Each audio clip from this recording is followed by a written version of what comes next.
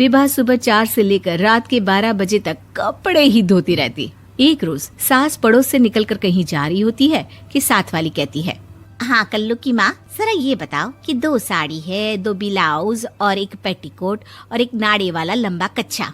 हाँ तो? अरे तो क्या, कितना लोगी धुलाई ये बताओ। धोबन दिख रहे हैं हम क्या? हमारे पति सरकारी नौकरी से अभी अभी रिटायर हुए हैं और बेटा सुपरवाइजर है कोयला फैक्ट्री में। धोबन समझ रखा है हमें।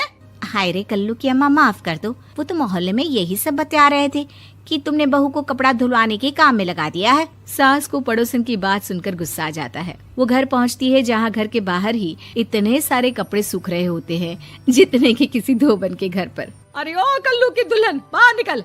माँ जी यहीं आ जाओ, बाथरूम में चादर धो रहे हैं हम। अरे अभी हम धोते हैं, तुमको बाहर निकलो। ये आस पड़ोस वाले बोल रहे हैं कि हम बहू से कपड़े धुलवा कर उसे कपड़ा धोने वाली बना दिए हैं। अरे छोड़ो ना माँ जी, किन लोगों की बातों में आती हो। आस पास के लोगों का तो काम ही होता है कि वो किसी तरह सास बहू को लड़ा दे। बहू सारे घर के कपड़े धोती है, ये क्या कम है? बोलिए। सास को भी लग जाता है कि वो बहू का ये सनकीपन नहीं छुड़वा सकती, इससे अच्छा है कि खुद ही चुप हो जाए।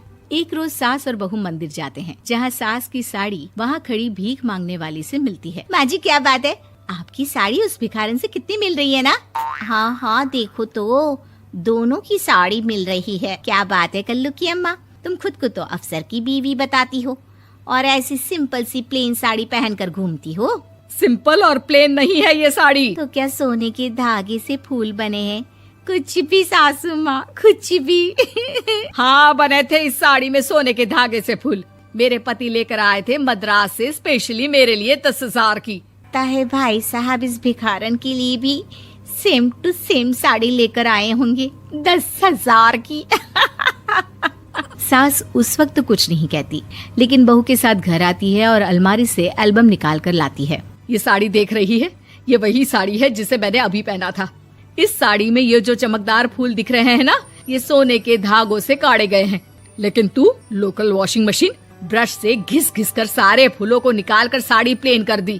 मुझे माफ कर दीजिए सासू माँ। और तो और, जब मैंने तुझे तेरी गलती के लिए कुछ नहीं कहा, लेकिन तूने तो सबके सामने मेरा मजाक ही बना दिया। क्यों? बहू को समझ में आ जाता है कि अब से उसका कपड़े धोना बंद।